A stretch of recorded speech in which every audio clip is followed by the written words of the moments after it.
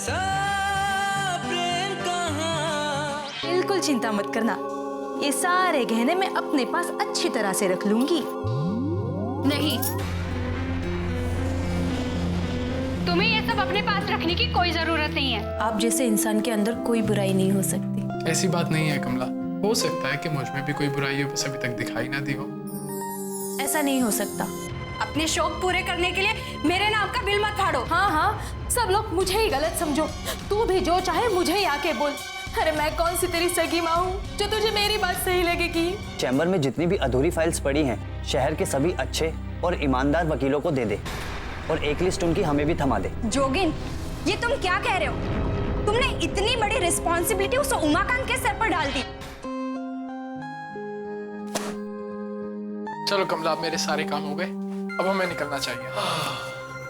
माँ दुर्गे का लाख लाख शुक्र है कि कमला जी आप मुझे यहाँ मिल गई। ये कौन है कमला? ये उमाकांत जी हैं। रमेश बाबू जिस चैम्बर में काम करते थे ना, ये भी वही काम करते थे। क्या बात है उमाकांत जी, आप इतने हड़बड़ाए हुए क्यों हो? अरे कमला जी, मैं आपसे क्या बताऊं कि इस समय मैं किस परेशानी से गुजर रहा हूँ। क्या हुआ उमाकांत जी? वो बारिन बाबू कहाँ है? मुझे पता है कि किसी को पता हो या ना हो, लेकिन आपके पास उनका खबर जरूर होगा। उमाकांत जी, आप ये कैसी बातें कर रहे हैं? और बारिन बाबू के बारे में आप मुझसे क्यों पूछ रहे हैं? तो फिर मैं कहाँ जाऊं? उनके जहां जहां होने की उम्मीद थी, मैं हर जगह जाकर आया, लेकिन वो नहीं मिले। मुझे लगा कि शायद वो आपसे मिलने के लिए आपके यहाँ आए होंगे, इसलिए मैं यहाँ चला आया। ये क्या बदतमीजी है उमाकांत? बदतमीजी नहीं महेश बाबू, मैं सच कह रहा हूँ।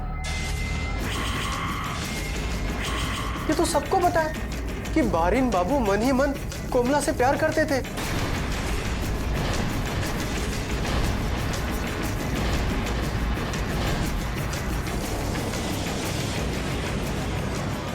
और रोमेश बाबू के बाद कोमला जी के हाथ बारिन बाबू ही थामने वाले थे। ये क्या बकवास कर रहे हो उमाकांत? जानते हो किसके बारे में बात कर रहे हो? सच सच कह रहा हूँ। आपको यकीन नहीं तो आप कोमला जी से पूछ लीजिए। कमला, ये उमाकांत क्या बोल रहा है? ऐसा कुछ नहीं है, उमाकांत जी झूठ बोल रहे हैं। मैं झूठ नहीं बोल रहा हूँ। आप ही बताइए, क्या बारिन बाबू सबके सामने आपको अपनी पत्नी नहीं कहते थे? हाँ मगर देखा महेश बाबू, अब तो आप मुझ पर यकीन करेंगे ना कि मैं झूठ नहीं बोल रहा हूं? अच्छा, मैं जरा जल्दी में हूं, मैं चलता हूं। बाद में आके आप लोगों से मिल लूंगा। महेश बाबू, मैं आपको पूरी बात बताती हूँ। हाँ, बारिन बाबू ने मुझे अपनी पत्नी कहा था, मगर मुझे कुछ नहीं सुनना कमला। महेश बाबू मेरी बात तो सुनिए।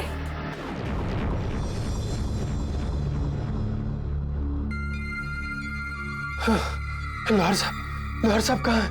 क्या आप देवी जी के यहाँ से हैं?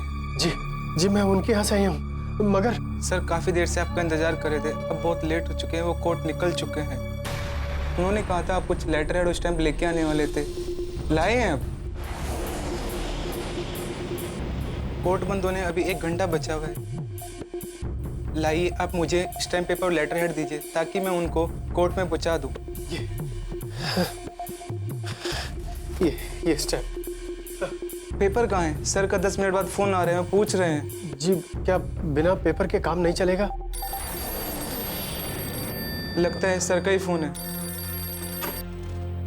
हेलो, हाँ जी सर। सर देवी जी का आदमी तो है, मगर वो पेपर लेके नहीं आए। हाँ जी, वो आपसे बात करना चाहते। जी हाँ, मैं उमाकांत बोल रहा हूँ। सर, पेपर मुझसे गुम हो गया है। क्या कोई और रास्ता नहीं है रंगराज जी को छुड़ाने का?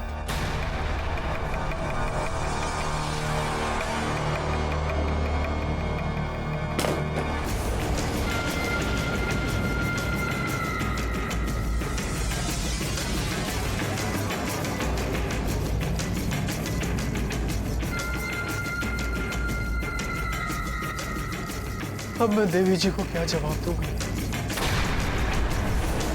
मुझे रॉक की किस्मत पे रोना आ रहा है। जब बारिन बाबू ने सबके सामने मुझे अपनी पत्नी कहा, उस वक्त रमेश बाबू भी वहीं खड़े थे और मुझे इतना गुस्सा आया था कि ये कैसे इंसान है।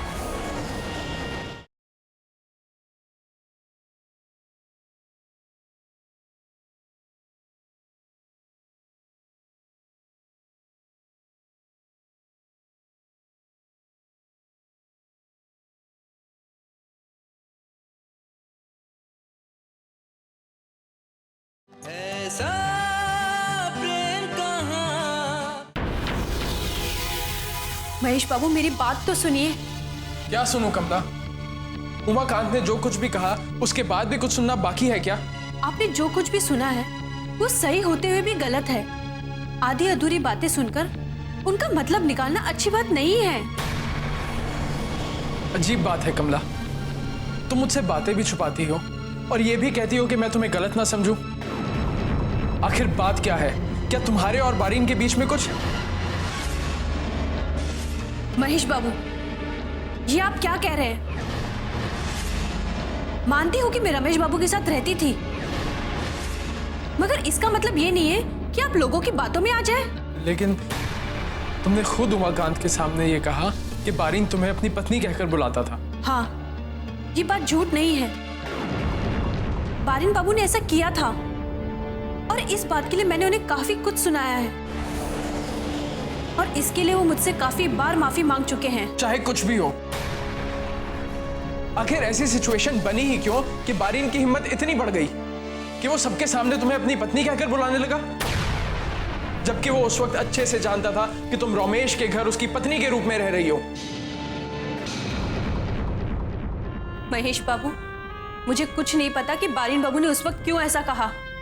मैं सिर्फ इतना जानती हूँ, जिस वक्त मुझे नदी किनारे होश आया था, मेरे सामने रमेश बाबू खड़े थे और उन्हीं का हाथ थामे मैं उनके घर पहुंची थी।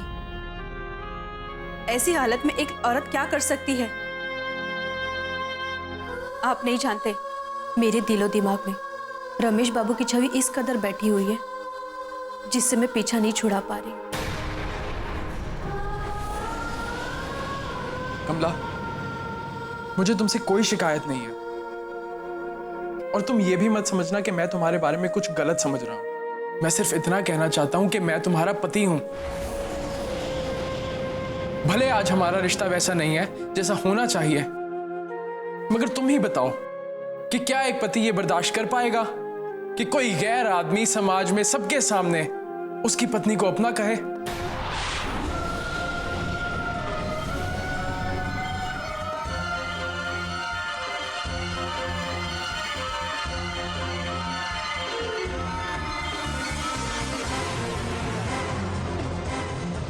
रमेश बाबू, आपको हुआ क्या है? बारिन बाबू ने आपके सामने इतना सब कुछ कह दिया, फिर भी आपने उन्हें कुछ भी नहीं कहा। तब आपको इन बातों का कोई भी ख्याल नहीं आया?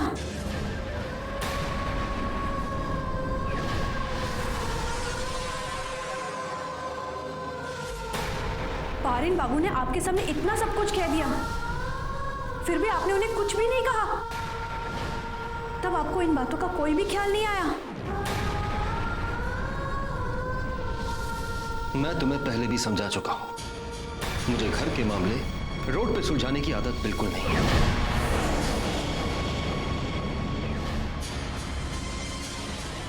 कोई आपकी पत्नी को अपनी पत्नी कहकर समाज में घूमता रहे, तब आपको इस बात से कोई फर्क नहीं पड़ता?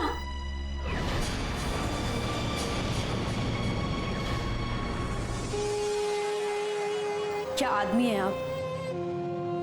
पति होने का सुख तो नहीं दे सके, कम से कम पति होने का एहसास तो दीजिए, ताकि समाज में मेरी इज्जत बनी रहे। कहीं ऐसा ना हो भरे बाजार में कोई भी आदमी मुझ पर उंगली रख दे।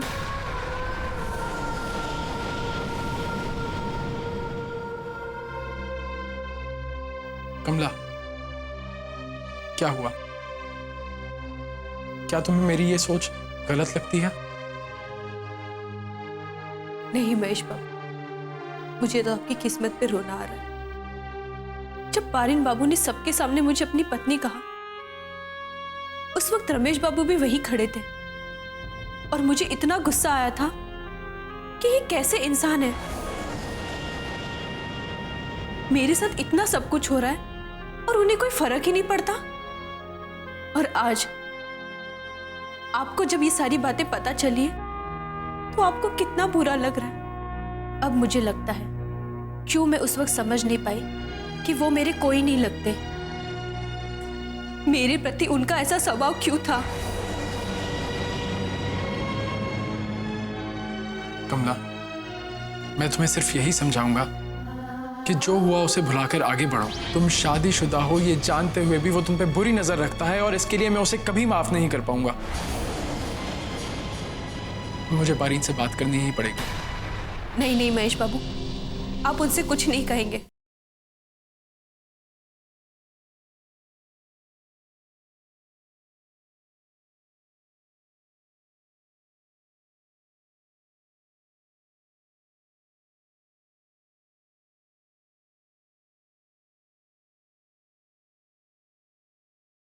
ऐसा प्रेम कहाँ। मैं तुम्हें सिर्फ यही समझाऊंगा कि जो हुआ उसे भुलाकर आगे बढ़ो।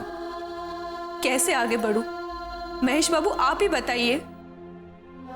जब भी एक कदम आगे बढ़ाने की कोशिश करती हूँ, कोई ना कोई बात, कोई ना कोई यादें आके मुझे फिर से वही ले जाती है जहां मेरे लिए कोई जगह नहीं है। मुझे अच्छे से पता है मेरी बातों से आपका मन दुखता है। कमला, प्लीज तुम्हें बुरा फील करने की कोई जरूरत नहीं है। मैं समझता हूं, मगर तुम भी तो ये बात समझो, रमेश बाबू ने जो किया ठीक है, मगर वो बारीन, उसको किसने ये हक दिया कि वो सबके सामने मेरी पत्नी को अपना कहे? अगर वो ये बात जानता भी था कि तुम रमेश की पत्नी नहीं थी, तो भी उसे ये तो समझना चाहिए था ना कि कोई तो तुम्हारा पति होगा। तुम शादीशुदा हो ये जानते हुए भी वो तुम पे बुरी नजर रखता है और इसके लिए मैं उसे कभी माफ नहीं कर पाऊंगा। मुझे बारीन से बात करनी ही पड़ेगी। नहीं नहीं महेश बाबू, आप उनसे कुछ नहीं कहेंगे। लेकिन क्यों? बड़ी मुश्किल से मैं अपने आप को उन घटनाओं से बाहर निकालने की कोशिश कर रही हूँ। मैं फिर से उन यादों में नहीं फंसना चाहती, क्योंकि इस बार मुझे डर है कि मैं अपने आप को नहीं संभाल पाऊंगी। नहीं कमला, अब तुम अकेली नहीं हो, क्योंकि मैंने मजबूती से तुम्हारा हाथ थाम रखा है। और आज मैं तुमसे यह वादा करता हूं कि जिंदगी के किसी मोड़ पर भी तुम्हें कभी अकेला नहीं छोड़ूंगा। मैं जानती हूं महेश बाबू, आप मेरा साथ कभी नहीं छोड़ेंगे। कमला, हो सके तो मुझे माफ कर देना। किस बात के लिए? तुम औरतों का दिल मोम सा होता है और हम आदमी कभी कभी तुम्हारे जज्बातों को समझ ही नहीं पाते कि तुम किन हालात से गुजर रही हो। मैंने जिस तरह से तुम्हारे साथ क्लिनिक में आज बिहेव किया, मुझे नहीं करना चाहिए था।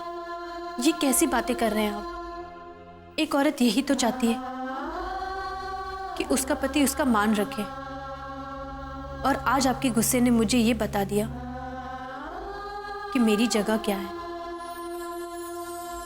आज मुझे समझ में आ रहा है क्यों पांडवों ने द्रौपदी के मान के लिए कौरवों का नाश किया था। मैं एक ही बात समझती हूँ कि बारिन बाबू क्या सोचते हैं और क्या सोचते थे, इस बात से मुझे कोई फर्क नहीं पड़ता। कमला, तुम उसकी कई बातों से अपने आप को दुखी मत करो। नहीं महेश बाबू, मैं बारिन बाबू की बातों से दुखी नहीं हूँ। मैं तो कुछ और ही सोच रही थी। मुझे नहीं बताओगी? आपको नहीं बताऊंगी तो किसे बताऊंगी? आपने और सुशीला ने मेरे दुख में मेरा साथ दिया है और आज भी आप मेरे साथ खड़े हैं। इससे बड़े सौभाग्य की बात और क्या हो सकती है?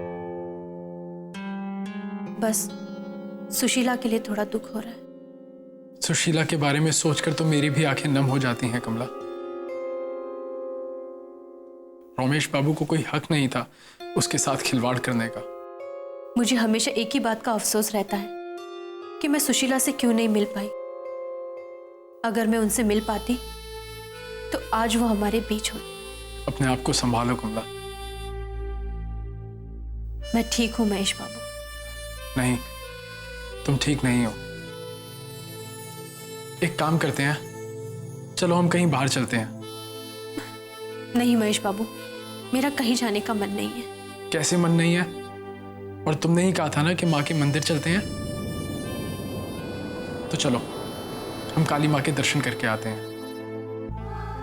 मैंने सुना है कि लेडीज इस बात में बहुत यकीन करती हैं कि देवी के घर जाने के लिए कभी मना नहीं करना चाहिए। And now you can not से नो। चलो। माँ, आज बड़ी उम्मीद के साथ आपके सामने खड़ी हूँ। हमें कभी भी कोई चीज मांग कर नहीं मिली, हमेशा छीन कर मिली। जब सारी दुनिया ने हमें ठुकरा दिया था तो रंगराज जी ने हमें अपना सहारा दिया, प्रेम दिया, सम्मान दिया, एक नया जीवन दिया। आज आपके सामने उनके नए जीवन के लिए हम भीख मांग रहे हैं माँ। बस कोर्ट उनके तबादले की मंजूरी दे दे। आपकी भक्ति की कसम माँ, पूरे शहर में हम प्रसाद बांटेंगे। बस अपनी कृपा हम पर बना दो माँ।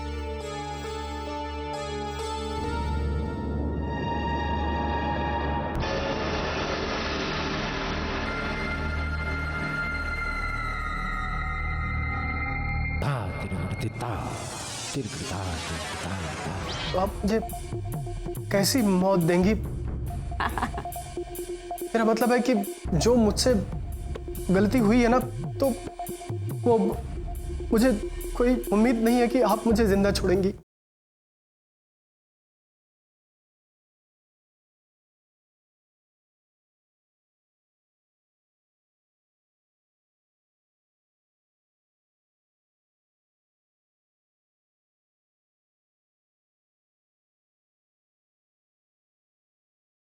ऐसा प्रेम कहाँ। अरे उमाकांत, तुम इस तरह डरते हुए क्यों आ रहे हो? आज तो तुम्हें खुशी में झूमते हुए आना चाहिए। देवी जी, मैं आपको कुछ बताना चाहता हूँ। हाँ कहो, पर ये बताओ कि तुमने पेपर सही समय पर पहुंचा तो दिया था ना? देवी जी, मैं आपको यही बताने वाला था कि वो मैंने सही समय पे पहुंचा। हमें तुमसे यही उम्मीद थी, और सच बताए तो हमें तुम्हारे अलावा किसी और पर भरोसा भी नहीं था। उमाकांत, आज तुमने हमारे लिए वो काम किया है कि जितनी भी दौलत लुटाई जाए कम पड़ जाएगी। आज हम तय नहीं करेंगे कि तुम्हारी झोली में हम कितना डालें। तुम बताओ, तुम्हें क्या चाहिए? इस देवी के दरबार में आज तुम्हें तुम्हारी मुंह मांगी कीमत मिलेगी। देवी जी, मुझे माफ कर दीजिए। उठो उमाकांत, तुम सुबह वाली बात से अभी तक डरे हुए हो। हमने तुम्हें पहले ही माफ कर दिया था। अब इन्हें कैसे सब बताऊं कि इनकी खुशी और मेरी जिंदगी तब तक ही है जब तक कि फोन नहीं आ जाता। देवी जी, मैं आपसे एक बात पूछने की हिम्मत करना चाहता हूं। आज तुम एक नहीं कई बातें पूछ सकते हो। पूछो उमाकांत, क्या पूछना चाहते हो? अगर आपको पता चले कि मुझसे कोई गलती हुई है और उससे आपका कोई भारी नुकसान हुआ है, तो आप मुझे कैसी मौत देंगी? मेरा मतलब है कि जो मुझसे गलती हुई है ना, तो वो मुझे कोई उम्मीद नहीं है कि आप मुझे जिंदा छोड़ेंगी। उमाकांत, हमने तुम्हें कहा ना, हमने तुम्हें पहले ही माफ कर दिया है। आज तुमने हमारे लिए जो काम किया है उसके लिए हम तुम्हारी 3 गलतियों को सुधारने का एक मौका जरूर देंगे। लेकिन अगर तुमने जरा सी भी लापरवाही बरती होती तो आज तुम्हारी लाश हमारे कदमों में पड़ी होती और हमारे पालतू आदमी तुम्हारी बोटियां बना रहे होते। खैर छोड़ो,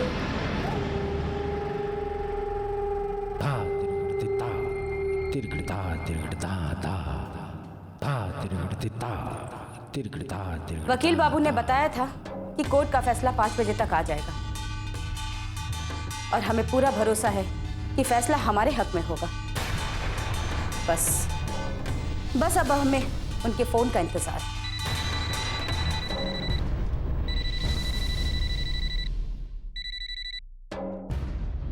हमें आपके ही फोन का इंतजार था। क्या हुआ? हमें मंजूरी मिल गई ना? ये क्या कह रहे हैं आप? क्या? ऐसा कैसे हो सकता है? जैसा आप कहें। इसका मतलब हमें अपनी योजना बदलनी होगी।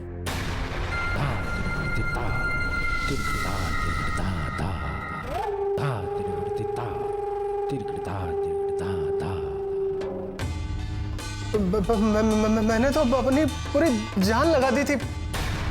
मैं आपको कब से यही बात बताने की कोशिश कर रहा था, लेकिन हिम्मत नहीं जुटा पा रहा था। कमाल करते हो मकान, भला ऐसी बातें छुप सकती हैं? अब हमें अपनी कोशिश और भी मजबूत करनी होगी। इसका मतलब है कि आपने मुझे माफ कर दिया? आप मुझसे गुस्सा नहीं है? उमाकांत, हमने कहा ना तुम्हें, हमने पहले ही माफ कर दिया है। और खुशी की बात तो ये है कि रंगराज जी का तबादला शनिवार को नहीं बल्कि बुधवार को होना तय हो गया। क्या? तुम तो ऐसे चौंक रहे हो जैसे तुम्हें इस बात का पता ही नहीं है, और तुम इसी बात से हिचकिचा रहे थे। मगर ऐसा कैसे हो सकता है, जबकि मैंने तो लेटर हेड लॉयर साहब तक पहुंचाया ही नहीं। और ये काम किसने किया? क्या सोच रहे तुम उमाकांत? क्या सोचूंगा, यही सोच रहा था कि आज भी चमत्कार होते हैं। हाँ उमाकांत, रंगराज जी का तबादला हमारे लिए किसी चमत्कार से कम नहीं। ये सब देवी माँ की कृपा है।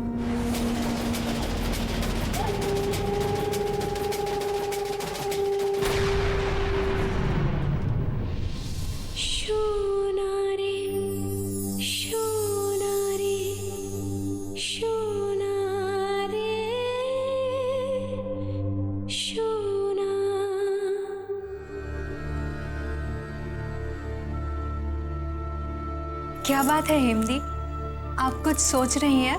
कुछ भी नहीं, पता नहीं क्यों मेरा मन घबरा रहा है। मन तो घबराएगा ही ना। आप ना कहीं आती हैं ना जाती हैं। घर में यूं पड़े रहने से अक्सर घबराहट होती है। नहीं परी, ऐसी बात नहीं है। वो दोपहर में आंख लग गई थी, इसलिए थोड़ा सर दर्द हो रहा है। आप कहें तो मैं सर दबा दूं? नहीं, तुम चुपचाप मेरे पास बैठो और मुझसे बातें करो। ये तो मुझसे नहीं होगा। क्यों? आप ही बताइए, कोई भला चुपचाप बैठ के बातें कर सकता है क्या? तुम भी ना परी। क्या हुआ जोगिन? पता नहीं बॉडी, पीछे वाला दांत बहुत दर्द कर रहा है। अरे, जोगिन बाबू का चेहरा कैसे सूज गया? लगता है अब जोगिन को थोड़ी अकल आ जाएगी। बॉडी, यहाँ मेरी दर्द से जान निकली जा रही है और तुम दोनों को मजाक सूझ रहा है। अरे बाबा, मजाक नहीं कर रही हूँ। कहते हैं कि जब पीछे के दांत आ जाते हैं ना, तब लोगों को अकल भी आ जाती है। मगर हेमदी, वो तो 18-20 साल की उम्र में निकल आते हैं ना। जोगिन बाबू, आपकी उम्र कितनी है? उतनी तो नहीं है, मगर उससे थोड़ी ज्यादा है। रुको, रुक जाओ, मेरा पर्स वापस करो।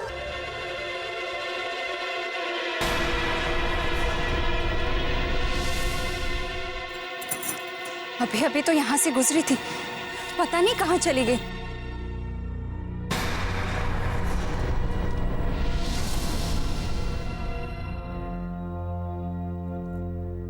क्या तुम्हें भूख लगी है? तुम्हें खाना खाने के लिए पैसे चाहिए? तुम्हारे माता पिता कहाँ हैं? इस तरह से किसी का पर्स छीन लेना ये अच्छी बात नहीं होती ना, इसे चोरी कहते हैं। लाओ, मुझे मेरा पर्स दे दो।